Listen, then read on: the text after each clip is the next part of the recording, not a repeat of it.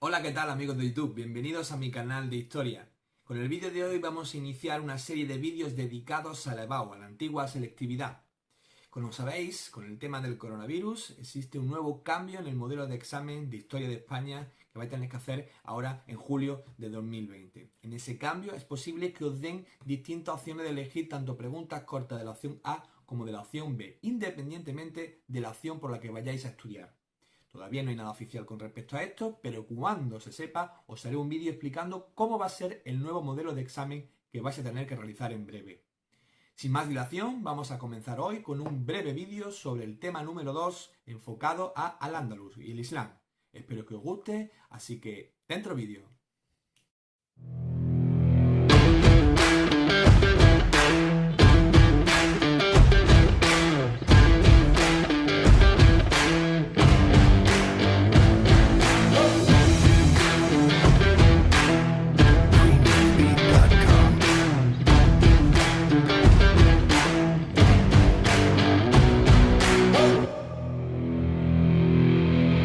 Bien, pero antes de nada quisiera que supieras qué tipo de preguntas te vas a encontrar en el examen. Por un lado, te vas a encontrar las preguntas denominadas abiertas, son aquellas preguntas en las que tienes que extender una explicación. Siempre recomiendo responder entre 5 o 10 líneas en su respuesta, y luego también te vas a encontrar con las preguntas semiabiertas, en las que no tienes que contestar de una manera muy extensa, sino todo lo contrario, debes de ser escueto y directo. Bien, con respecto al tema de la Edad Media, tres culturas y un mapa político en constante cambio, vamos a abarcar un periodo cronológico bastante amplio, como puedes observar, desde el 711 al 1474. Y en ese eje cronológico veremos todas las características de la evolución de Al-Ándalus. Comenzamos con la batería de preguntas. Primera pregunta: ¿qué monarquía reinaba en la península en el 711? Correcto, los visigodos. Segunda pregunta: ¿en qué año se inicia la invasión musulmana en la península ibérica? En el 711, muy bien. Tercera pregunta: ¿qué nombre dieron los musulmanes al territorio conquistado en la península?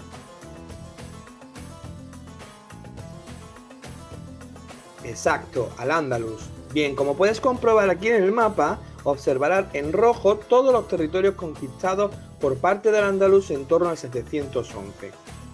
Continuamos con la siguiente pregunta. Cuarta pregunta: ¿cómo se denomina el primer periodo de la dominación musulmana?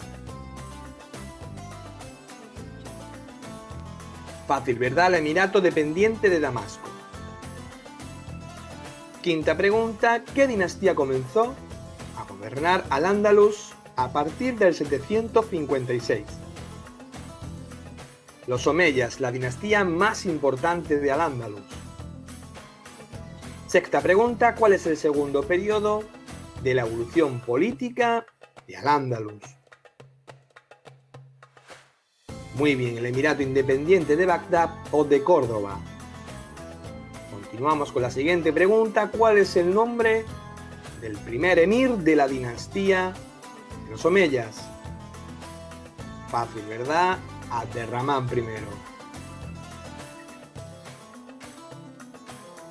Octava pregunta: ¿cuál es el tercer periodo de la evolución política de Al-Ándalus? El Califato de Córdoba, el periodo de mayor esplendor de toda Al-Ándalus. Continuamos. ¿Cuál es el nombre del primer califa de Al-Ándalus? Abderramán III. Exacto. Una nueva pregunta: ¿cuál fue el último gobernante importante del califato cordobés? Almanzor o Almansur, exacto, cualquiera de las dos nos puede valer. Una nueva pregunta: ¿cuál es el nombre del periodo que siguió al califato de Córdoba? Muy bien, los reinos de taifas. Como puedes comprobar aquí en el mapa, se observan todos los distintos reinos de taifas que se crearon durante estos momentos. Se hablan que hubo entre 29 y 30 reinos de taifas. Nueva pregunta. ¿Qué dos pueblos procedentes del norte de África invadieron la península tras el periodo de los reinos de taifas? Muy fácil, los almorávides primero y después los almohades.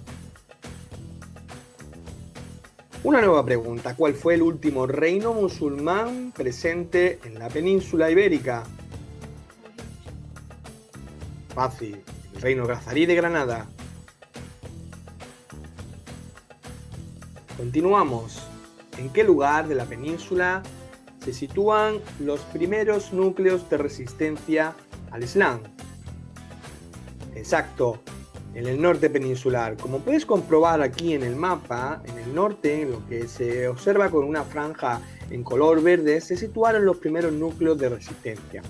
Es la zona en la que hoy día podemos mencionar podemos relacionar con las comunidades autónomas de Asturias, Cantabria, País Vasco, Navarra y los Pirineos. Y hay que entender que desde ahí, de la parte del norte hasta el sur, se produciría la denominada Reconquista. Continuamos con la siguiente pregunta. ¿Cómo se llamaba el primer rey de Asturias?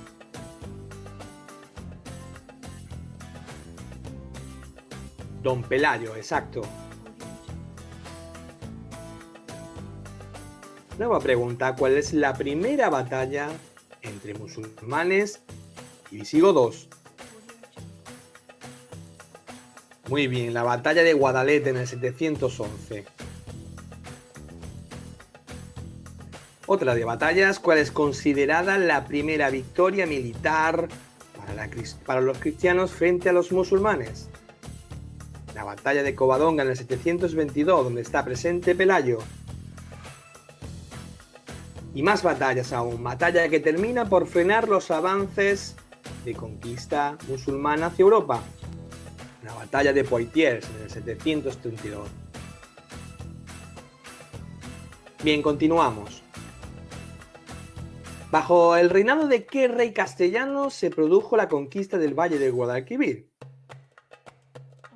Muy bien, Fernando III el Santo, uno de los reyes más importantes de la cristiandad. Una nueva pregunta. ¿Qué enfermedad asoló la península en el siglo XIV? Esta pregunta está de actualidad. ¿La peste negra o peste bubónica? ¿Recuerda el coronavirus?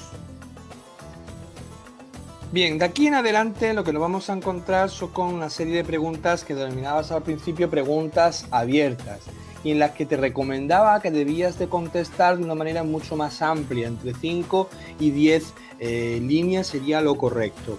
Bien, la primera que te propongo es explica las causas de la invasión musulmana. Bien, veamos cuáles son esas causas. La primera de ellas tiene que ver con las distintas disputas internas poder dentro del reino visigodo. La segunda de ellas, hay que hablar de una serie de crisis importantes, sobre todo una crisis económica, con hambrunas y tensiones sociales. La tercera tendría que ver fundamentalmente con los pactos que existieron entre musulmanes y visigodos, por los cuales el visigodo tendría que pagar una serie de tributos o de impuestos para poder mantener su religión y sus bienes.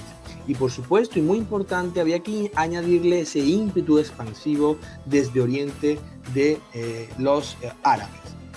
Otra pregunta importante es describe muy brevemente las características del emirato dependiente. ¿Cuáles fueron las características de este emirato? Bien, vamos a ver. En este sentido tendrías que mencionar que existe un gobernador o un emir dependiente de los califas o del califa de Damasco que estableció su capital en Córdoba. Y que en este tiempo existía una serie de luchas entre bereberes y árabes que iban a provocar que se pudieran establecer grupos de hispanogodos en el norte peninsular. Estos grupos no son otra cosa que los primeros grupos de resistencia cristiana en el norte, como antes mencionábamos, ¿vale? Y desde allí se establecería el inicio de lo que nosotros conocemos como la Reconquista cristiana. Bien, continuamos con una nueva pregunta. Hasta aquí todo bien, ¿verdad? Venga, continuamos.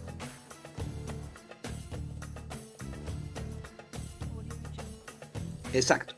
Describe muy brevemente las características del califato de Córdoba con Abderramán III. Bien, esta es una de las etapas más importantes de todo este tema que estamos viendo. Bien, aquí tendrías que mencionar a la figura, evidentemente, de Abderramán III, que fortaleció el poder, que su nombramiento como califa le otorgó la supremacía religiosa y que estableció su política en función a 4 pilares muy importantes. ¿Cuáles fueron estos 4 pilares muy importantes? Bien, vamos a verlos cada uno de ellos. El primero de ellos es la administración central, la que se instauraba y se proponía un primer ministro, ¿vale? O también denominado hachib. El segundo de ellos es la administración provincial, en la que existía la figura del valí, ¿vale? Que gobernaba las provincias que eran llamadas coras. Por otro lado tenemos al ejército, muy importante también porque era el brazo armado de Al-Ándalus y servía tanto para defenderse de los posibles conflictos internos como de los posibles conflictos o guerras externas que tendría que defender en la frontera. Y por último los impuestos, que son la jizya y la harat, impuestos personales o impuestos impersonales. Bien. Otra pregunta importante, describe brevemente qué son los reinos de taifas. Anteriormente hemos mencionado los reinos de taifas. Vamos a ver cómo se forjan estos reinos de taifas. Bien, hay que saber que tras la muerte de Almanzor, como el gran último califa que gobierna en el califato de Córdoba, se inicia un periodo importante de conflictividad que va a dar lugar a una guerra civil. Esta guerra civil va a debilitar y hacer desaparecer el califato. Y desaparecerá fragmentándose en una serie de reinos independientes, y estos reinos independientes nosotros los denominamos taifas. Estos reinos van a sobrevivir en el tiempo gracias al pago de las denominadas parias, que no es otra cosa que impuestos que se les paga a los cristianos para que puedan mantenerse en paz. Entonces, como veis, se entiende perfectamente la formación de estos reinos de taifas, que os comentaba anteriormente que eran entre unos 29 o 30 que se pudieron forjar dentro del Andalus. Bien, continuamos con una nueva pregunta. Explica las causas de la supervivencia del reino nazarí de Granada. Bien, el reino nazarí de Granada logró sobrevivir gracias a su gran red de castillos y a sus fortalezas, pero sobre todo a su eficaz ejército. Bien, también por los numerosos conflictos y guerras que hubo entre los diferentes reinos cristianos. Y por último también al pago de impuestos que se le hizo a los cristianos para poder mantener la paz. Esto hay que tener muy en cuenta que es importante porque este mismo hecho de pagar los impuestos a los cristianos les llevaría a la propia ruina política y económica. Nueva pregunta. Define el concepto de reconquista. Bien, con este tipo de preguntas también os pueden aparecer en el examen, tipo de preguntas de definición de conceptos. Veamos qué es la reconquista. Es el proceso, si recordamos, de conquista del territorio musulmán, que se iniciaba este proceso de reconquista aquí en la zona norte y que terminaría hacia el sur en 1492 en el Valle del Guadalquivir conquistando Granada. Como bien digo, este tipo de preguntas es muy frecuente también que puedan aparecer en el examen. Otro tipo de pregunta relacionada con esta es define el concepto de repoblación. ¿Qué era la repoblación? Bueno, es la ocupación y puesta en explotación por parte de los reinos cristianos de esos territorios abandonados o conquistados a los musulmanes. Hay que recordar que esta repoblación se hizo a partir de 4 modelos, que eran la presura, la repoblación concejil, las órdenes militares y los repartimientos. Y estas repoblaciones o estos modelos se hicieron en función de las fronteras naturales de los ríos. Hasta aquí todo bien, ¿verdad? Venga, continuamos que ya casi terminamos. Nueva pregunta. ¿Cómo se denominó la Asociación de Ganaderos de León y Castilla creada por Alfonso X el Sabio? Describa sus funciones brevemente. Bien, esta es una de las cuestiones que ha caído otros años en la EBAU, ¿vale? Tendríamos que contestar con el honrado Consejo de la Mesta, que es la institución que fue creada en 1273 por Alfonso X el Sabio y que se organizaba a partir de una serie de cuadrillas que gozaban de numerosas cañadas reales. Estas cañadas reales no eran otra cosa que caminos que unían el norte y el sur de Castilla. y estos caminos propiciaron una cierta comercialización de la lana hacia el norte de Europa, lo que producirá el enriquecimiento económico de los distintos reinos cristianos. Nueva pregunta: ¿cuál fue la principal ruta de peregrinación que existía en la península? Explique brevemente sus características. Bien. ¿Qué ruta de peregrinación tenemos en España? La más importante, evidentemente, es la del Camino de Santiago. Exacto. Ya tendremos que explicar ciertas características con respecto al Camino de Santiago, que se trató de una ruta de peregrinación que se ha mantenido a lo largo de toda la Edad Media, se descubrió a partir del sepulcro del apóstol Santiago, y que esta propia ruta de peregrinación ha dado lugar a crear todo un entramado urbano y comercial en el norte peninsular que sirvió a los reinos cristianos para cohesionarse y además para enriquecerse. Por otro lado, también podíamos mencionar que con la aparición de la ruta de peregrinación del Camino de Santiago, pues se hace introducción al arte románico. ¿Por qué no? Bien, vamos a terminar ya con la última pregunta de este tema número 2. ¿Qué nombre reciben los componentes de la sociedad o de la minoría cristiana de Al-Ándalus? Expliquen los rasgos de la sociedad hispano-musulmana.